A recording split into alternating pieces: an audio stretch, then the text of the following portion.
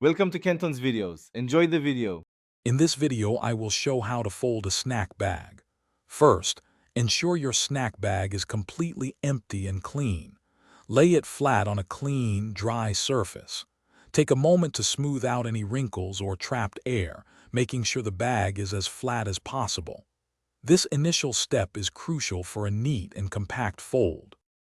Now, let's make the first folds. Take one side of the bag and fold it inward, aiming for about 1/3 of the bag's total width.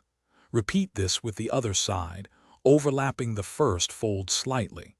Press down firmly along the creases to create sharp, defined edges.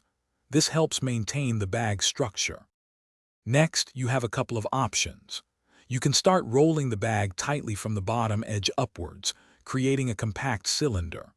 Or, if you prefer a flatter result, fold the bag in half repeatedly until it forms a small square.